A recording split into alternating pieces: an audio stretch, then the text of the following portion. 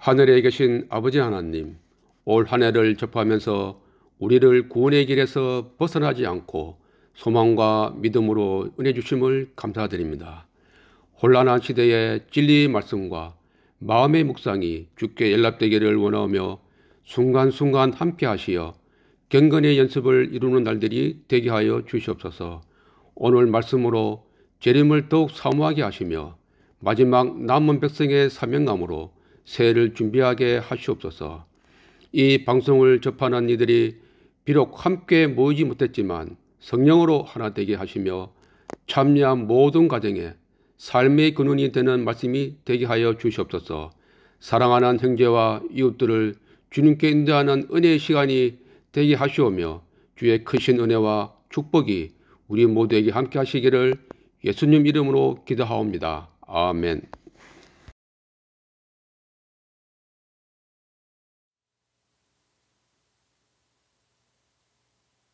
존경하는 영남의 성도 여러분, 안녕하십니까? 이렇게 영상으로 만나 뵙게 돼서 반갑습니다. 코로나 시국에 얼마나 생업에 그리고 신앙의 어려움이 많으십니까? 하나님께서 여러분의 가정과 함께 하시기를 이 시간에 기도드립니다. 오늘 저와 함께 나눌 말씀의 주제는 기본교리 13장 남은 자손과 그 사명이라는 제목으로 시간을 갖도록 하겠습니다. 코로나가 우리에게 어려움을 준 것은 사실이지만 이것을 통하여 우리는 하나님의 정말 교회가 무엇인지, 우리의 신앙이 무엇인지 다시 한번 느끼게 되는 기회가 되었습니다. 하나님의 교회인 것은 틀림없는데 우리가 하나님의 최후의 남은 백성인가? 계시록 12장의 정신을 이어가고 있는 그 남은 자손인가? 이 시간을 통하여 여러분과 함께 살펴보는 시간을 갖도록 하겠습니다. 먼저 계시록 14장 4절 5절 말씀에 남은 무리에 대한 정체성에 대해서 분명하게 우리에게 말씀해 주고 있습니다. 계시록 14장 4절 5절 말씀, 이 사람들은 여자로 더불어 더럽히지 아니하고 정절이 있는 자라, 어린 양이 어디로 인도하든지 따라가는 자며 사람 가운데서 구속을 받아 처음 익은 열매로 하나님과 어린 양에게 속한 자들이니 그 입에 거짓말이 없고 흠이 없는 자들이더라 말씀하고 있습니다. 아담의 시대로부터 모든 시대의 남은 무리에게 요구되는 하나의 조건은 순종입니다. 그 순종의 정신을 오늘 본문이 분명하게 말씀하고 있는 것입니다. 그들이 하나님으로부터 멀어진 시대가 있었다면 그것은 그들의 불순종의 순간뿐이었습니다. 이 순종의 덕목은 마지막 시대의 남은 무리에게 더욱 요구되는 공과입니다. 여러분 그렇지 않습니까? 어린 양이 어디로 인도하든지 전적으로 따라갈 수 있는 사람들만이 이 마지막 시대의 남은 자손, 남은 무리가 될 수 있는 것입니다. 그러므로 기본신조 13장에는 저희들에게 이렇게 권면하고 있습니다. 세계적 교회는 그리스도를 진실이 믿는 모든 사람들로 구성되었지만 마지막 시대, 즉 배도가 만연한 시대에 한 남은 자손이 하나님의 계명과 예수 믿음을 지키도록 불러냄을 받았다. 이 남은 자손은 심판의 때가 이르렀음을 알리고 그리스도를 통한 구원을 전하고 그분의 재림이 임박했음을 선포한다. 이 선포는 요한계시록 14장의 세 천사로 상징되어 있다.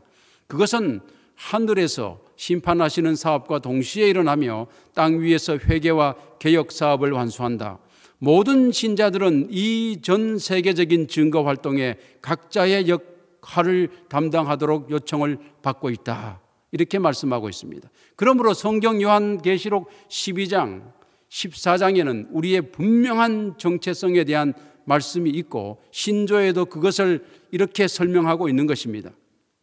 그러므로 코로나는 우리를 하나님에게서 어떤 이에게는 더 멀어지게 하였고 어떤 이에게는 이 말씀처럼 더 가까워지게 하는 기회가 되었으리라 확신합니다. 여러분 어떻습니까? 하나님께 더욱더 이 위기의 시대에 가까이 나오시고 믿고 계시는 것입니까? 아니면은 기왕에 이렇게 핑계거리가 확실하니 좀 뒤로 적당히 물러가 있어도 누구 하나 눈치채지 못하겠지, 나의 본질적 신앙에 관해서, 나의 정체성에 관해서 누구 하나 발목을 잡지 않겠지, 이렇게 생각하고 있는 것입니까? 그게 무엇인지 몰라도 하나님은 그 중심을 아시는 것입니다. 그가 참으로 이 시대에 하나님의 마지막 남은 백성인지 아닌지 주께서 판단하시리라 확신합니다. 요한계시록 12장 7절로 8절에는 이 남은 자손이 형성되는 이 모든 과정에 역사적 상황을 이렇게 설명하고 있습니다. 하늘에 전쟁이 있으니 미가엘과 그의 사자들은 용으로 더불어 싸울세 용과 그의 사자들도 싸우나 이기지 못하여 다시 하늘에서 저희에 있을 곳을 얻지 못한지라. 큰 용이 내어 쫓기니 옛 뱀 곧 마귀라고도 하고 사단이라고도 하는 온 천하를 꿰는 자라. 땅으로 내어 쫓기니 그의 사자들도 저와 함께 내어 쫓기니라. 이렇게 내어 쫓겨서 전쟁에서 이긴 하늘은 안전해졌지만 막 지음을 받았던 이 땅은 경고함을 받고 매우 철저히 하나님의 말씀에 귀를 기울여야 했습니다. 계속해서 이렇게 계시록 12장 1, 2절에는 하늘에 큰 이적이 보이니 해를 입은 한 여자가 있는데 그 발 아래는 달이 있고 그 머리에는 12별의 면류관을 썼더라. 이 여자가 아이를 베어 해산하게 되매 아파서 애써 부르짖더라 말씀하고 있습니다.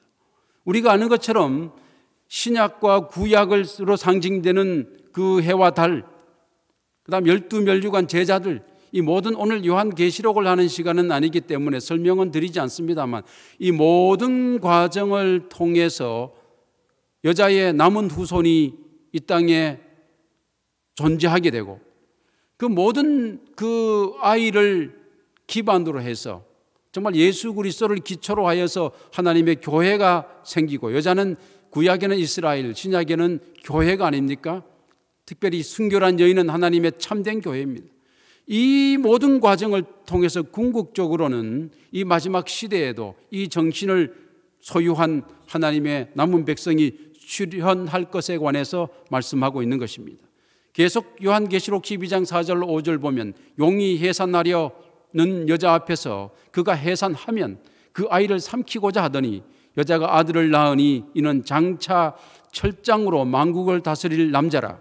그 아이를 하나님 앞과 그 보좌 앞으로 올려가더라. 여기서 보면 아이도 결국은 살아남고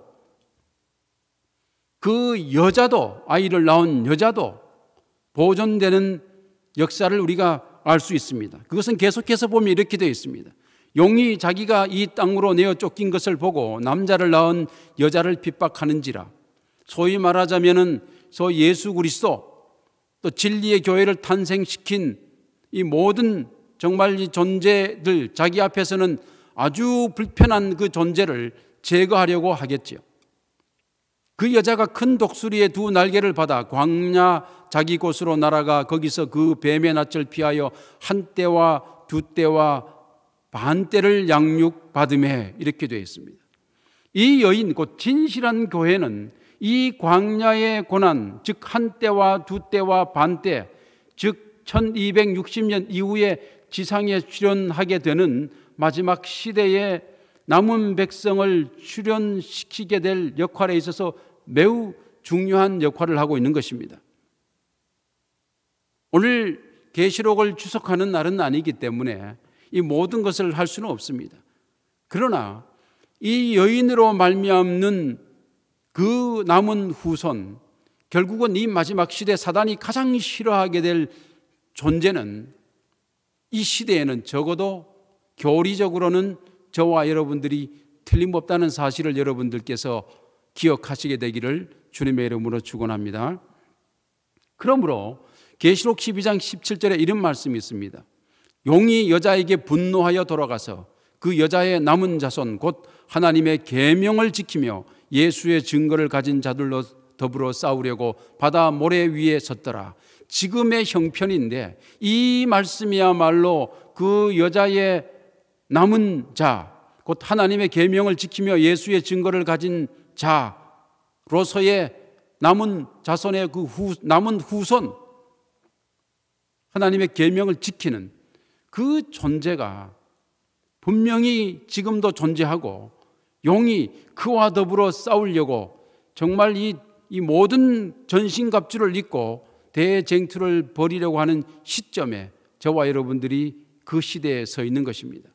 그러므로 여러분, 다니엘 8장 14절에 나타난 2300주야의 예언은 남은 무리의 마지막 시대에 출현할 것에 관한 그 앞에 있는 수많은 역사를 전개해 나가고 있으면서 오늘 이 말씀처럼 정한 때의 끝에 관하여 참으로 무슨 일이 있을지, 그때 누가 나타날 것인지, 어떤 대쟁투의 역사가 계속될 것인지에 관해서 이야기하고 있습니다. 한번 읽어보면 그가 내게 이르되 2300주야까지니 그때의 성소가 정결하게 함을 입으리라 하였느니라.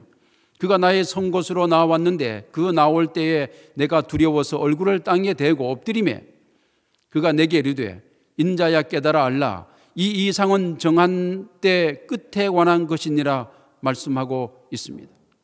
여러분, 최후의 남은 무리의 형성의 시기를 알려주는 2300주야의 예언인 것입니다. 이 다니엘서에 보면은 다니엘이 일반적인 이상은 전부 다 히브리어 하존이라는 말로 표현했습니다.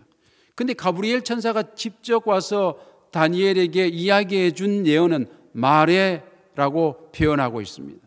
그런데 이 2300주야 예언은 마레입니다. 그만큼 중요했고 다니엘에게 직접적으로 설명했고 알려주었습니다.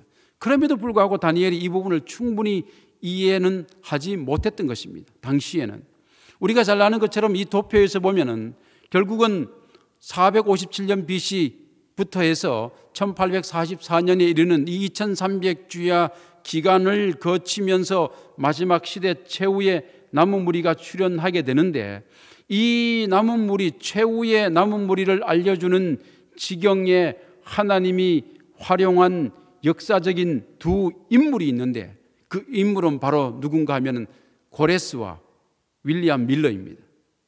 이 윌리엄 밀러와 고레스가 무슨 연관이 있는가 한번 살펴볼 필요가 있습니다.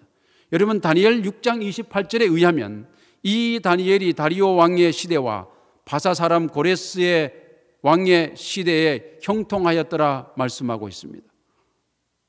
2300주야를 해석하고 그 마지막 남은 무리를 그의 출현을 우리가 예언하려고 할 때, 알아보려고 할 때 이 2300주야를 반드시 알아야 되는데 그 시작과 끝에 고레스와 윌리엄 밀러가 있는 것입니다. 한번 이 도표를 보시기 바랍니다. 여러분, 페르시아의 연대기를 이렇게 살펴보면 고레스 대왕에 의해서 초대 고레스 페르시아 대제국이 시작됩니다. 그리고 10번째 왕이었던 다리오 3세 때 알렉산더에게 패망하게 됩니다. 그런데 고레스 이전에 우리가 아는 것처럼 먼저 메대와 바사는 연합국이었기 때문에 메대의 다리오가 통치를 몇 년 동안 하게 됩니다. 그리고 그 뒤에 고레스가 통치를 하게 되는데 고레스부터 해서 그의 아들 캄비세스 2세, 그 다음에 다리오 1세, 그 다음에 아하수에로, 그 다음에 아닥사스다 1세, 고레스의 고손자가 되죠. 아닥사스다는. 그런데 이 5명의 왕에 의해서 초기에 이스라엘의 역사가 완전히 정돈되게 됩니다. 포로 생활하던 이스라엘 백성들이 다시 귀국하는 수많은 과정에서 이 5명의 왕이 결정적인 역할을 하게 되는 것입니다. 그런데 참으로 재미있는 것은 이 모든 왕들이, 특별히 5대 왕 아닥사스다 왕까지 엄청난 영향을 미치는 왕이 그러한 영향을 미치게 된 모든 것의 핵심에는 누가 있는가 하면은 고레스가 있습니다. 그의 칙령이 정확하게는 있는 것입니다. 모든 것은 고레스의 칙령으로부터 시작되었습니다. 그러므로 어떻게 보면 마지막 시대 남은 무리가 출현하게 되는 이 모든 과정의 출발점에 고레스가 있는지 모르겠습니다. 일찍이 고레스가 태어나기도 전에 이사야 선지자를 통해서 이미 이런 말씀을 하나님께서 하셨습니다. 기품에 대하여는 이르기를 마르라. 내가 내 강물들을 마르게 하리라 하며, 고레스에 대하여는 이르기를 그는 나의 목자라. 나의 모든 기쁨을 성취하리라 하며, 예루살렘에 대하여는 이르기를 중건되리라 하며 성전에 대하여 이르기를 내 기초가 세움이 되리라 하는 자니라. 이사야 44장 27절로 28절의 말씀에 이렇게 되어 있습니다. 계속해서 고레스에 대해서 이야기하기를 이사야 45장 1절로 6절 말씀 가운데 보면 나 여호와는 나의 기름 받은 고레스의 오른손을 잡고 이렇게 기록하고 있습니다. 그러면서 그 뒤에 보면은 성문을 그 앞에서 열어서 닫지 못하게 하리라. 내가 고레스에게 이르기를 내가 내 앞서 가서 험한 곳을 평탄케 하며 논문을 쳐서 부수며 쇠빗장을 꺾고 있습니다. 이렇게 말씀하고 있습니다. 이것은 소위 말하자면 바벨론을 완전히 멸망시킬 것에 대한 예언이 아닙니까? 고레스가 태어나기도 전에 이미 이사야 선지자일 때, 유다는 히스기야 왕일 때 이렇게 하나님께서 선지자를 통해서 미리 고레스를 예언한 인물입니다. 왜 그런가? 이 인물로 말미암아서 2300주야가 확증되기 때문에 그렇습니다. 계속해서 보면 이사야 45장 1절로 6절에 계속해서 보면 내게 흑암 중에 보아와 은밀한 곳에 숨은 재물을 주어서 너를 지명하여 부른 자가 나 여호와 이스라엘의 하나님인 줄을 알게 하리라 말씀하고 있습니다. 그러면서 내가 나의 종 야곱, 나의 택한 이스라엘을 위하여 너를 지명하여 불렀나니 너는 나를 알지 못하였을지라도 나는 내게 칭호를 주었노라. 나 여호와라, 나는 여호와라. 나 외에는 다른 네가 없나니 나밖에 신이 없느니라. 너는 나를 알지 못하였을지라도 나는 내 띠를 동일 것이요 말씀하고 있습니다. 고레스는 여호와 하나님을 알지 못했을지라도 하나님은 그를 이미 택하셔서 이 땅에 존재케 하고 그를 통하여 이스라엘 역사는 물론이거니와 그 뒤에 신약의 역사를 이끌어 가시고 그 훗날 남은 무리의 출현까지 지대한 영향을 고레스로 하여금 미치게 했습니다. 여러분, 여기에 보면은 고레스의 그 칙령이 담긴 페르시아의 왕들의 교범이 되는 원통용 실린더가 있습니다. 고레스의 필적이 있는 이 고대 문자로 되어 있어요. 이 내용이 무엇인가 보면은 이 내용은 매우 흥미로운 것인데 대형 박물관에 있습니다. 그 복사본이 UN 센터에도 있습니다. 뉴욕에. 그런데 내용을 가만히 보면은 전적으로 하나님의 백성 이스라엘과 관련된 그의 칙령이 기록되어 있는데 내용은 에스라 1장 1절로 3절의 내용과 거의 유사한 것입니다. 에스라 1장 1절로 3절에 바사왕 고레스 원년에 여호와께서 에레미야의 입으로 하신 말씀을 응하게 하시려고 바사왕 고레스의 마음을 감동시키시매 저가 온 나라에 공포하고 조소도 내려가로되 바사왕 고레스는 말하노니 하늘의 신 여호와께서 세상 만국으로 내게 주셨고 나를 명하사 유다 예루살렘에 전을 건축하라 하셨나니 이스라엘의 하나님은 참 신이시라. 너희 중에 무릇 그 백성 된 자는 다 유다 예루살렘으로 올라가서 거기 있는 여호와의 전을 건축하라. 너희 하나님이 함께 하시기를 원하노라 말씀하고 있습니다. 이 놀라운 기록이, 성경 말씀의 기록이 이 원통용, 발굴된 이 원통용 고고학적 자료에도 존재하는 것입니다. 이 모든 것은 누구의 영향이겠습니까?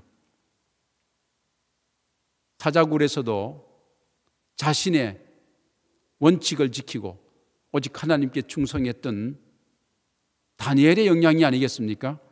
다니엘서 6장 28절 말씀에 조금 전에 읽으셨던 것처럼 다니엘은 다리오 시대와 고레스의 시대에 형통하였더라 말씀한 걸 봐서 느부갓네살과 벨사살과 메대의 다리오와 바사의 고레스까지 절대적인 영향을 미쳤던 것은 다니엘입니다. 그 다니엘이 영향으로 말미암아서 느부갓네살도 심지어 벨사살도 다리오도 고레스도 참으로 그가 하나님께 순종할 수 있는 기회를 갖게 된 것입니다. 근데 그것을 가만히 살펴보기 위해서 우리가 다니엘서의 구조를 보면 전적으로 6장까지는 역사적인 절반입니다. 7장부터 12장까지는 예언적인 절반이에요. 그런데 8장에 2300주야 예언이 있습니다. 노란색으로 표시된 이 7장과 8장은 5장에 느부갓네살의 손자였던 벨사살 왕 시대의 이상으로 본 내용입니다. 2300주야도. 그것을 그러므로 2300주야 예언과 다니엘 7장의 예언과 다니엘 2장의 예언을 통해서 이 인류의 역사가 어떻게 흐를 것이라는 것을 알고 있었던 다니엘은 고대 위대한 왕들에게 엄청난 영향력을 미쳤을 것이 틀림없습니다. 그리고 바벨로니아가 망하고 메대의 다리오가 통치하는 시대가 이르렀을 때 자신이 총리로 부르심을 받았을 때 어떤 생각을 했을까요? 내가 총리로 부름받으면 하나님의 백성을 위한 특별한 목적이 있지 않는가? 이 때를 위함이 아니겠는가 생각하지 않았겠습니까? 비록 에스더만 그렇게 생각했을까요? 다니엘은 특별히 더욱 그렇게 했습니다. 그래서 에레미야 선지자의 글을 보니 70년은 다 되어가고 회복의 기미는 보이지 않을 때 다니엘이 얼마나 열심히 기도했을까요? 그래서 9장에 다니엘이 열심히 기도하는 내용이 나옵니다. 근데 그 기도로 말미암아 6장의 사건, 어쩌면 사자굴에 들어가게 되는 놀라운 일이 있었을지 모르겠습니다. 그 사건은 다리오는 물론이거니와 이어서 통치하게 되는 고레스에게 굉장한 인상을 주었을 거예요. 이스라엘의 하나님이야말로 온 우주의 유일한 상천하지의 하나님이란 사실을 다리오나 고레스나 고백하지 아니할 수밖에 없었을 것입니다. 그래서 계속해서 보면 다니엘서 9장 25절에 그러므로 너는 깨달아 알지니라 예루살렘을 중건하라는 영이 날 때부터 기름 부음을 받은 자 곧 왕이 일어나기까지 7일에와 62일에가 지날 것이요 그때 곤란한 동안에 성이 중건되어 거리와 해자가 이룰 것이며 이렇게 되어 있습니다. 2300주와 예언 가운데 이스라엘과 관련된 핵심적인 파트가 아니겠습니까? 일단은 그 당시에 다니엘은 가장 큰 관심이 있었던 것은 이스라엘 백성의 회복이 아니었겠습니까? 그 성의 중건이었고 그 성전의 중건이 아니었겠습니까? 우리가 아는 것처럼 이 4번에 걸친 중건년 가운데 고레스 원년과 다리오 1세 제2년과 아닥사스다 왕 제7년과 아닥사스다 왕 제20년 이 4번의 중건년 가운데 다니엘 9장 25절을 역사적으로 충족하는 것은 아닥사스다 왕 7년의 조서라는 것은 우리가 너무나 잘 알고 있습니다. 그러므로 이런 말씀이 있습니다. 에스라 6장 14절에 보면 유다 사람의 장로들이 선지자 학개와 이또의 손자 스가랴의 권면함으로 인하여 전 건축할 일이 형통한지라 이스라엘의 하나님의 명령과 했습니다. 틀림없이 이스라엘의 하나님의 명령과 바사왕 고레스와 다리오와 아닥사스다의 조서를 쫓아 전을 건축하며 피력하되 이렇게 되어 있습니다. 2300주와 예언에 있어서 그러므로 하나님께서 다니엘을 통해서 가장 강력한 영향력을 미쳤을 것이고 그리고 역대 왕들의 이름이 쭉 기록되면서 절대적으로 다니엘의 역할이 컸음을 성경은 이야기하고 있습니다.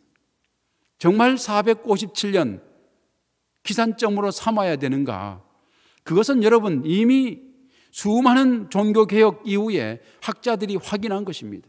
우리 교회가 존재하기도 전에 특별히 만류인력을 발견한 아이작 뉴턴경은 20개 이상의 고대 일식 기록을 조사하여서 페르시아 왕 아닥사스다 7년이 기원전 457년임을 천문학적으로 입증해 놓았습니다. 이 모든 것을 깊이 연구한 사람은 누구일까요? 누구이겠습니까? 바로 여러분 2300주야와 490년에 동시에 기산점이 되는 이 부분에 있어서 재림운동을 일으킨 윌리엄 밀러야말로 참으로 이 2300주야에 관한 충분한 연구를 그가 했던 것입니다. 너무나 열심히 했기 때문에 그의 심령이 뜨거워서 견딜 수가 없어서 엄청난 무브먼트, 소위 운동이 일어났는데 그게 재림운동 아닙니까?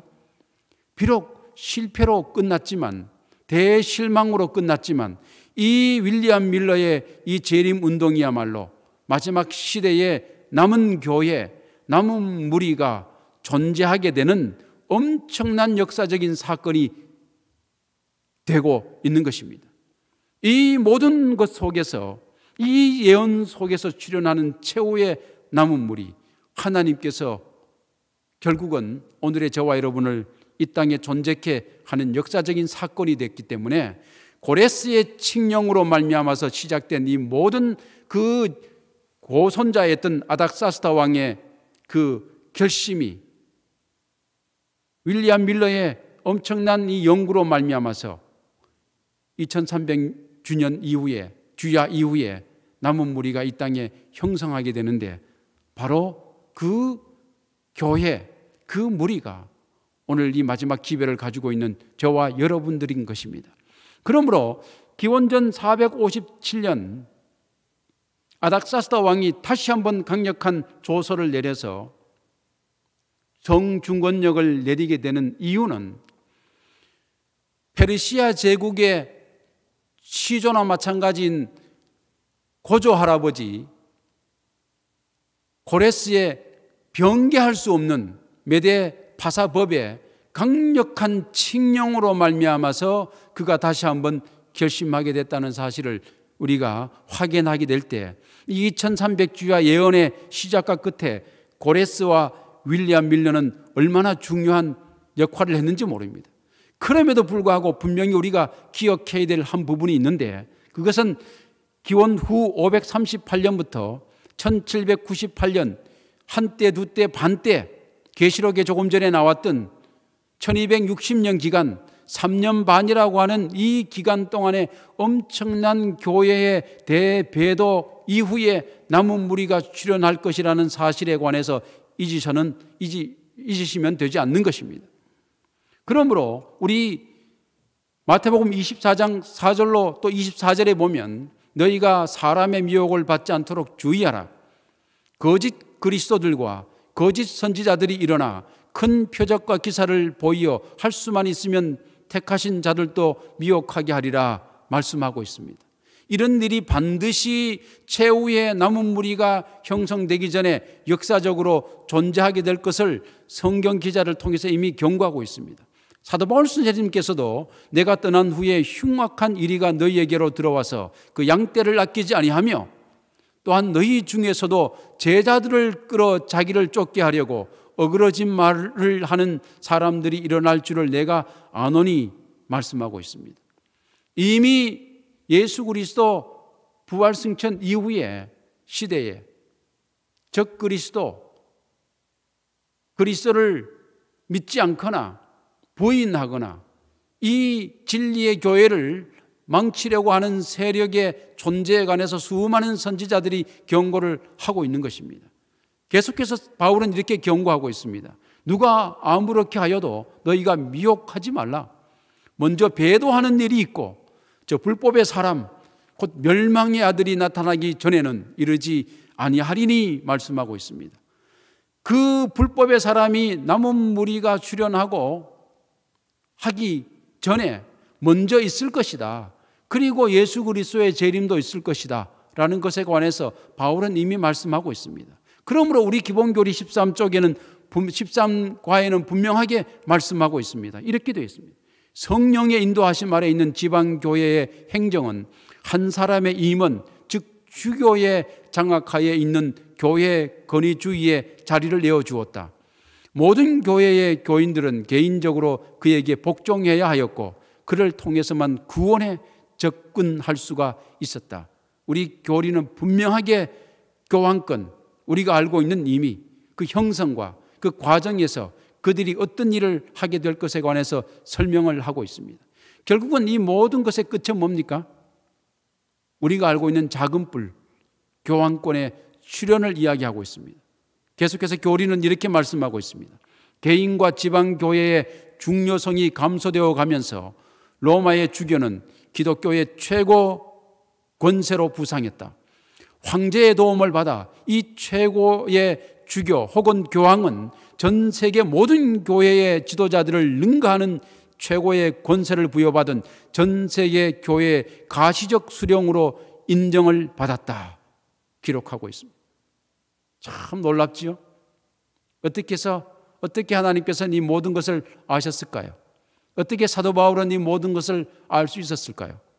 그것은 하나님의 성령이 그들로 하여금 구약 시대로부터 이 예수 그리스도께서 오시는 마지막 종말의 시대까지 모든 시나리오를 보여주셨습니다. 그 중심에 2300주야 예언이 있는 것입니다. 그러므로 계속해서 우리 교리는 이렇게 설명하고 있습니다. 가장 영향력이 큰 교부 중의 하나인 아구스티누스는 그의 고전 하나님의 도성에서 전 세계 국가를 다스리는 보편적 교회라는 가톨릭의 이상을 제시했다. 아구스티누스의 사상은 중세 교황권 신학의 기초를 놓았다. 제가 지금 드리고 싶은 것은 무엇인지 아십니까? 물론 이교 로마의 영향력도 무시할 수 없지만 참으로 안타까운 것은 소위 교황 로마, 하나님을 믿는다고 하는 공언하는 교회가 빗나가게 될 때 무슨 일을 할 수 있는가를 이야기하고 싶습니다. 지금 이 말씀을 보면 하나님을 믿는 교부 지도자들이 적 그리스도를 내세우는데 앞장을 서고 있는 것입니다. 이렇게 되는 상황 가운데서 서기 533년 유스티니아누스 황제는, 또는 저스티니안 황제라고 하죠, 그의 법전에 포함된 한 편지에서 로마의 주교를 모든 교회의 수령으로 선포한다, 이렇게 했던 것입니다. 참으로 놀랍지요? 이교 로마와 미래의 교황 로마가 되는 이 두 세력이 기가 막히게 연합하여서 하나님의 백성을 핍박하고 마지막 출현하게 될 남은 무리의 그 씨앗마저도 제거하려고 하는 사단의 책동에 이렇게 놀아난 것입니다.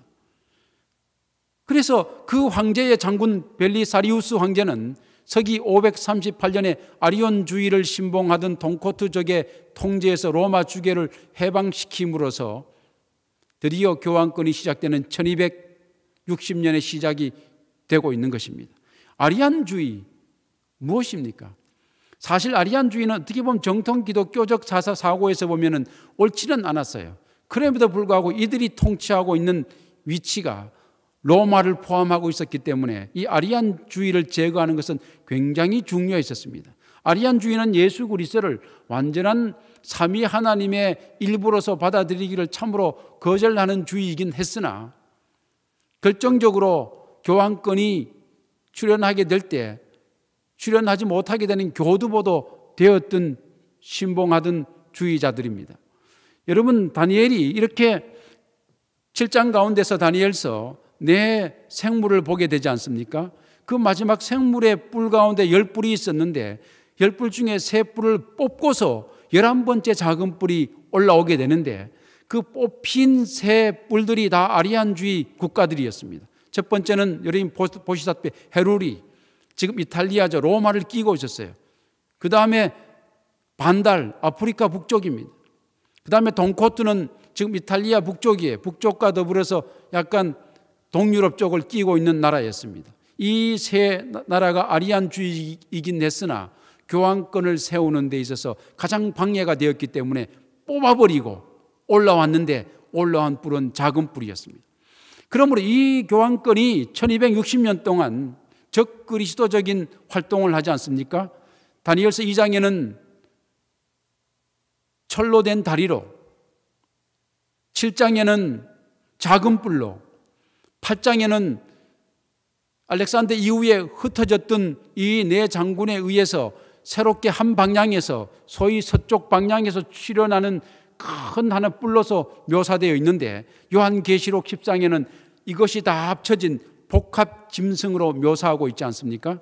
이 교황권의 출현은 하나님의 남은 백성들이 출현하는데 가장 큰 장애가 되었습니다. 그러나 이 모든 것을 이기고 하나님께서는 저와 여러분을 존재했습니다. 그 역사에서 이렇게 보면은 2300주야에 있어서 소위 말하자면 한때, 두때, 반때 배도의 시기를 거친 이후에 하나님의 남은 무리가 출현한다는 이 사실은 오히려 더 명확해졌습니다. 그들이 이 배도의 시대를 거쳤기 때문에, 배도하는 존재들이었기 때문에 상대적으로 마지막 시대 그 여자의 남은 무리가 출현한다고 하는 이 말씀 또한 더욱더 분명해졌습니다. 기본교리 13과에는 이렇게 계속 말씀하고 있습니다. 이제 비로소 그 주교는 그는 교황청의 권세를 증가시키게 되었다. 그리하여 성경에 예언한 대로 1260년간의 박해가 시작되었다. 이 박해가 시작된 이후에, 이 박해가 그리고 끝난 이후에 반드시 남은 무리가 출현하게 될 것입니다. 어떤 남은 무리인가? 최후의 남은 무리. 하나님께서는 아담으로부터 남은 무리를 항상 가지고 계셨지만 오늘 이 말씀이 얘기하는 것은 최후의 남은 무리, 예수 그리스도의 재림을 준비하는 남은 무리, 그 무리를 이야기하고 있습니다.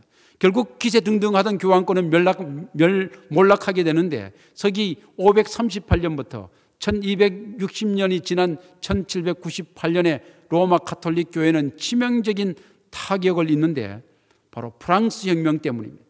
프랑스 혁명 여러분 무엇입니까? 프랑스 혁명, 1798년의 프랑스 혁명. 절대 왕정이 지배하던 프랑스에 앙시엥 레짐 체제가 있었습니다. 그때 루이 16세가 지배하게 될 때 일어났던 농민, 평민, 시민 대혁명이었는데 혁명 정부는 공화정을 세우고 소위 말하자면 나폴레옹을 앞세워서 프랑스 제국을 다시 세웁니다. 나폴레옹의 오른팔이었던 베르티에 장군은 거의 필요가 없다고 판단했던 이 공화정에 방해가 된다고 생각했던 당시의 비오스 6세를 잡아다가 교황 발렌스 성에 감금하면서 그가 거기서 마지막 최후를 맞이하지 않습니까? 그가 거기서 옥사함으로 말미암아서 1260년 42달 한때 두때 반때 역사가 끝납니다. 그러므로 서서히 남은 무리가 출현할 분위기가 형성되었는데 실제로 그렇게 됐을까요? 교황권의 폐해는 이루 말할 수 없었어요. 이런 문제가 있었습니다. 지상의 교회의 수령은 그리스도의 대리자이다. 교황이 그렇다는 것입니다. 교회와 그 수령은 무오하다. 그리스도의 대제사장으로서 중보 사업을 그는 철저히 가렸습니다. 선행의 공로적 본질을 이야기함으로 말미암아서 행함으로 말미암는 일을 아주 교리화시켰습니다. 교회 성사와 고해 성사와 면제의 교리를 통해서 아주 구석에 이 역사를 아주 어지럽히게 되는 또 역사를 가져왔습니다. 최종적으로 교회가 모든 권위를 가지고 있다고 판단하므로 참으로 그리스도의 권위를 아주 실추시킨 이런 역사가 있습니다. 그러므로 이런 일을 해왔었기 때문에 비록 불란서 혁명으로 말미암아서 그가 죽은 것처럼 보였으나 사단은 다른 사상들을 준비하는 대체를 했는데 그것이 무엇인가 하면 바로 이겁니다. 무신론주의적이고 합리주의의 산물인 프랑스 혁명으로 말미암아서 사단이 다시 만들어낸 것은 뭔가 19세기를 휩쓴 무신론과 회의론의 프랑스 혁명은 요람이 됩니다. 19세기 이념적인 무신론인 칼 막스의 공산주의가 태동하고 있지 않습니까? 이 헤겔의 제자였던 포예르 바하에 의해서 그리스도의 본질이란 책을 그가 써서 하나님은 없다고 선언했습니다. 그의 영향을 받아서 마르크스와 엥겔스가 나오고 공산주의가 태동함으로 사단은 다른 것을 준비했습니다. 비록 미하일 바쿠닌 같은 온건주의자도 있었지만은 이 바쿠닌은 설 자리를 잃어버렸습니다. 또한 19세기의 과학적인 무신론인 찰스 다윈의 진화론을 사단은 준비했습니다. 또한 19세기의 신학적인 무신론인 벨하우젠의 고등비평학이 실현했습니다. 고등비평학은 성경의 잘못된 부분, 비판할 부분을 끊임없이 찾아서 연구하는 학문을 말하는 것입니다. 또한 19세기의 무신론인 니체의 초인주의, 인간은 지금 이 모습보다 훨씬 탁월하고 뛰어난 인간으로 살아갈 수 있다는, 하나님을 부정하는, 우리 스스로도 강력한 인간이 될 수 있다는 그 초인주의, 그 다음에 19세기의 강신술, 이 모든 것은 교황권이 몰락했을 때 다시 그가 20세기에 살아나기 전까지 이 세상을 장악하기 위해서 사단이 준비해 놓았던 것입니다. 이 사상으로 말미암아서 남은 무리는 출현할 수 없을 것처럼 보였던 것입니다. 하나님께서는 대응했습니다. 고고하게 발견으로 말미암아서 정말 성경 말씀이 진리라는 사실, 세균학의 아버지 파스테리에 의해서 정말 자연 발생설이 거짓이라는 것을 입증했고, 멘델의 유전의 법칙을 통해서 진화론이 비과학적이라는 사실을 오히려 밝혀냈고, 엄청난 성경이 번역되고 출판되므로 수많은 사람들이 성경을 읽게 되므로 사단이 준비했던 수많은 패키지는 한 방에 무너지게 되었던 것입니다. 그러니 또다시 사단은 이미 2300조 예언 가운데서 교황권이 몰락했지만 그를 다시 부활시킬 수밖에 없었기 때문에 20세기에 그가 다시 출현하게 되는 것입니다. 그런데 하나님이 사역했던 개혁자들이 있었지요. walden스인들은 물론이거니와 14세기의 종교개혁의 새벽별이었던 요한 위클립이나 그 뒤에 허스나 제롬, 루터, 쯔윙글리 등등 수많은 개혁자들이 나와서 버팀목으로 정말 이 남은 교회, 남은 자손의 출현을 일조했습니다. 그러므로 기본교리 13장에는 이렇게 말씀하고 있습니다. 개신교 종교개혁자들은 로마 교황권을 불법의 사람, 불법의 비밀이라고, 그리고 재림 전에 요한계시록 12장 6절, 14절, 13장 5절에 예언된 바대로 1260년 동안 하나님의 참 백성을 핍박하게 될 세력인 다니엘서의 작은 뿔로 보는데 의견을 일치했다, 이렇게 말씀하고 있습니다. 틀림없는 것입니다. 교황권은 불법의 사람, 그가 잠시 사라지자 사단은 또 다른 수많은 사상들을 동원하여서 절대적으로 하나님의 남은 무리의 출현을 막으려고 했어도 결국은 하나님께서 존재케 했던 것입니다. 요한계시록 12장 17절에 그 사실을 분명하게 이야기하고 있습니다. 용이 여자에게 분노하여 돌아가서 그 여자의 남은 자손, 분명히 출현하게 되는 남은 자손, 곧 하나님의 계명을 지키며 예수의 증거를 가진 자들로 더불어 싸우려고 바다 모래 위에 섰더라 말씀하고 있는 것입니다. 이 예언은 분명하게 이루어졌습니다. 교리는 계속 이야기하고 있습니다.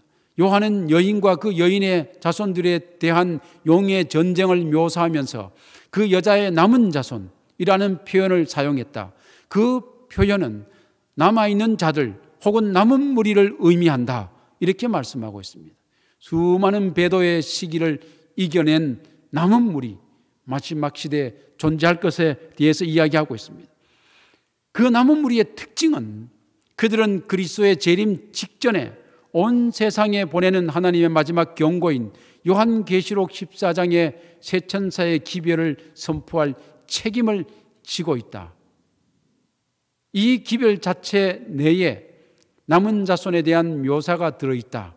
남은 자손은 하나님의 계명을 지키며 예수 믿음을 가진 자들이다 말씀하고 있습니다. 이제 모든 역사를 뚫고 예수 그리스도 재림 직전에 2300주와 예언이 마친 이후에 출현하게 될 남은 무리에 관한 정체성을 성경과 우리 기본 교리는 분명하게 묘사하고 있습니다. 그 특징은 무엇인가? 여기에 말씀대로 예수 믿음입니다. 하나님의 남은 백성들의 특징은 예수님이 소유하셨던 것과 유사한 믿음을 소유하고 있는 것이다. 그들은 하나님과 성경의 권위에 대하여 예수님께서 나타내셨던 흔들리지 않는 확신을 반영한다. 이 남은 무리의 특징은 조금 전에 배도의 길에 섰던 그 교황권의 믿음이나 그들의 존재와는 너무나 대조되는 존재들입니다. 그러므로 우리가 비록 연약한 것 같아도 하나님께서 인정하는 남은 무리란 사실을 반드시 기억해야 합니다. 여기에 말씀하고 있는 예수님이 소유하셨던 것과 유사한 믿음, 그것에 전제되는 게 하나 있어요. 그것은 뭔가 하면은 예수님에 대한 강력한 믿음이 전제되어야 됩니다. 우리가 예수님에 대하여서 강력한 믿음이 없으면 어떻게 예수님이 가지셨던 믿음을 가질 수가 있겠습니까? 우리는 그에 대한 확실한 신뢰가 그와 같은 믿음을 가지게 하는 것입니다. 여러분 혹시 누군가를 좋아하거나 누군가를 신뢰하게 되면 간혹 그를 따라하는 경우가 있지 않습니까? 하는 말투나 또는 행동하는 거나 자연스럽게 이렇게 따라하게 되는 게 있지 않습니까? 마치 그런 것과 동일한 것입니다. 부부는 닮는다고 하지요. 특별히 부부가 서로 간에 특별한 신뢰를 하면 할수록 더 많이 닮을 가능성이 있지 않겠습니까? 우리가 예수 그리스도에 관한 확실한 신념, 신뢰심을 가지고 있다면 더욱더 주님이 가지셨던 믿음에 창념하게 될 것입니다. 두 번째 특징은, 남은 무리의 특징은 이렇게 말씀하고 있습니다. 하나님의 계명에 대한 것입니다. 예수에 대한 진정한 믿음은 남은 무리로 그분의 모본을 따르게 한다. 방금 제가 설명한 내용이네요. 요한은 저 안에 거한다 하는 자는 그의 행하시는 대로 자기도 행할지니라고 말했다. 예수님께서 당신의 하나님의 계명을 지키셨기 때문에 그들 또한 하나님의 계명을 순종할 것이다.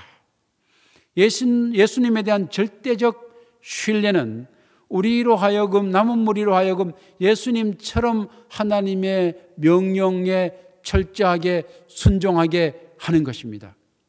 그러므로 예수님에 대한 믿음은 이번 문제, 그분이 가지셨던 믿음, 하나님의 계명에 철저하게 순종하게 하는 믿음을 갖게 하는 연쇄 반응적으로 일어나는 연결성이 있는 것입니다. 세 번째 특징은 무엇인가? 예수의 증거입니다. 요한은 예수의 증거를 대언의 영, 우리가 알고 있는 예언의 신으로 정의한다, 기본 교리는 설명하고 있습니다. 이 예언의 신은 정말 이 마지막 시대에 우리에게 주어진 또 다른 교본과 같은 것입니다. 성경에 앞서진 못하지만 성경이 큰 빛이라면 작은 빛으로서 성경에 대한 더욱더 분명한 이해를 가지게 하고 예수 믿음과 정말 우리의 두 번째 특징인 하나님의 계명을 더욱더 철저하게 하는 정말 그 가이드북으로서 우리에게 제시된 것이기 때문에 남은 무리의 특징은 예수의 증거도 가지고 있는 것입니다. 이 모든 남은 무리의 특징은, 출현의 특징은, 성경은 남은 자손이 큰 박해 시기 후에 세계 무대에 등장한다고 지적한다. 우리 교리는 계속해서 이야기하고 있습니다. 그러므로 1260년 기간이 지난 이후 어떤 특별한 계기를 통해서 남은 무리가 출현하게 되는, 이러한 특징을 가진 무리가 출현하게 된다 말씀하고 있는 것입니다. 그것은 우리가 너무나 잘 아는 것처럼 1844년 윌리엄 밀러의 재림운동이 아니겠습니까? 역사를 통해서 1260년 박해 시대가 끝난 이후에 탄생하게 되는 남은 무리, 그리고 제7일 안식일 예수 재림교회는 너무나 이 모든 기별을 통해서 바라보면 우리의 증언이 아니라 성서적 증언에 의하면 틀림없는 남은 무리인 것입니다. 이 모든 것을 통하여 하나님의 계명과 예수 믿음을 지키는 특별한 무리로 저와 여러분들께서 부름을 받고 있는 것입니다.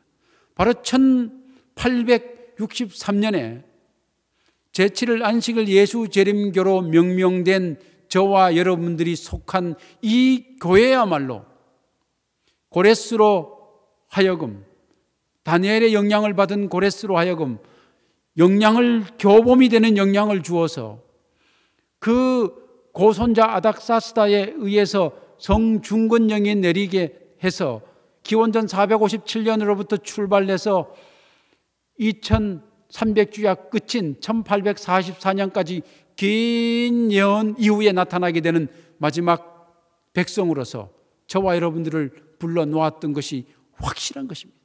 이 재림운동이 분명하게 필요했던 것은, 그 중요했던 것은 이 남은 무리가 가지게 되는 마지막 퍼즐의 한 조각 한 조각 때문입니다. 그 핵심에 하늘 성소 기별이 있지 않습니까?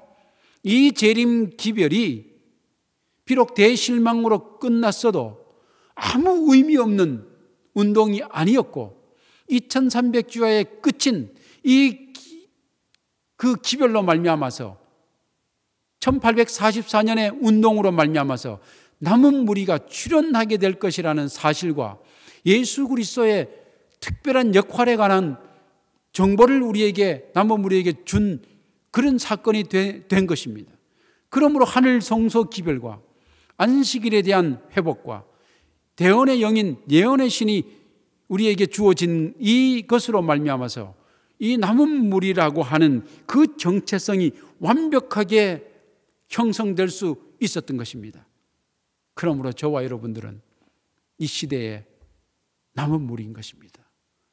이 교회는 남은 교회인 것입니다. 물러갈 생각하지 마시기 바랍니다. 코로나로 인해서 물러갈 생각하지 마시기 바랍니다. 지금은 물러갈 때가 아니요, 더욱더 예수 그리스도께 더욱더 나올 때이고 예수의 믿음을 더욱더 강하게 할 때이고 하나님의 계명을 더욱더 열심히 상고할 때이고 선지자의 기별을 더욱더 살펴볼 때인 것입니다. 그렇게 해야만 우리에게 주어진 마지막 사명을 감당할 수 있는데 그 무리가 해야 될 사명이 분명하게 있기 때문입니다. 그 사명을 우리는 새 천사의 기별이라고 얘기하고 있습니다. 요한계시록 14장 6절로 12절에 있는 말씀, 첫째 천사와 둘째 천사와 셋째 천사의 기별, 저와 여러분에게 남은 무리에게 주어진 기별이 아닙니까? 근데 어디로 가려고 하는 것입니까? 왜 오늘 우리 교회 예배 숫자가 줄어드는 것입니까? 국가의 법령이 있다고 해서 그런 것입니까? 그러면 마지막 순간에 수많은 국가의 법령이 동원될 때 우리가 어떻게 하시겠습니까? 첫째 기별은 창조주를 기억하는 영원한 복음을 증거해야 되지 않겠습니까? 수많은 바벨론에서 있는 백성들을 이끌어내야 되지 않겠습니까? 둘째 천사의 기별, 그렇게 하지 않았을 때 그들이 당하게 될 최후의 심판의 기별, 세 천사의 기별을 증거해야 되지 않겠습니까? 이 모든 것을 증거해야 되겠지만 아주 이론적인 것도 아니고 실제적으로 우리에게 필요한 공과가 마지막 시대 남은 무리에게 있는데 그 과제는 뭔가 하면 첫째는 품성 변화입니다. 성경을 66권을 다 암송하고 예언의 신을 다 암기한다 할지라도 그리스도와 같이 변화되지 아니하고는 우리의 온전한 소망이 이루어질 수 있겠습니까? 두 번째는 성령 충만입니다. 이 시대는 철저하게 사단이 남은 백성도 물어가려고 준비하고 있는 시대가 아닙니까? 하나님께 의지하는, 성령 하나님께 의지하고 변화된 삶을 사는 성령 충만, 그때 할 수 있는 강력한 힘을 낼 수 있는 것이 뭔가 하면은 선교입니다. 선교 제일, 새 천사의 기별을 세상 방방곡곡에 증거할 수 있는 능력은 이 세 가지 조건이 이루어질 때 가장 효과적으로 이 마지막 시대 기별을 증거할 수 있는 것입니다. 저는 이 시국을 보니 멀지 않는 미국에 우리의 사령관 되시는 주 예수 그리스도께서 이 땅에 오시리라 확신합니다. 여러분 확신하십니까? 그렇다고 하면 모이기를 패하는 어떤 사람과 같이 하지 말고 이 소문과 이러한 우려되는 상황을 경험하게 되거든 더욱더 열심히 주님 앞에 나오시게 되는 저와 여러분들이 되시기를 빌겠습니다. 그렇게 하기로 확신하십니까? 참으로 그렇게 하시기로 확신하면서 하나님의 거룩한 영이 저와 여러분과 함께하길 빌면서 오늘 말씀을 마치겠습니다. 감사합니다. 하늘에 계신 감사하신 하나님 아버지, 이 시대를 보니 주님께서 오시기가 멀지 않은 때인 것 같습니다. 우리가 정신을 바짝 차리고 하나님의 남은 백성으로서 우리에게 주어진 사명을 감당할 수 있도록 인도하여 주옵소서. 그 이전에 우리의 정체성, 우리가 남은 무리라는 사실을 분명히 깨닫고 확신하는 백성 되게 인도하여 주옵소서. 오늘 머리 숙인 모든 주님의 자녀들 위해 하나님의 놀라우신 하늘의 능력이 영원토록 함께하여 주옵시기를 예수님 이름으로 기도하옵나이다. 아멘.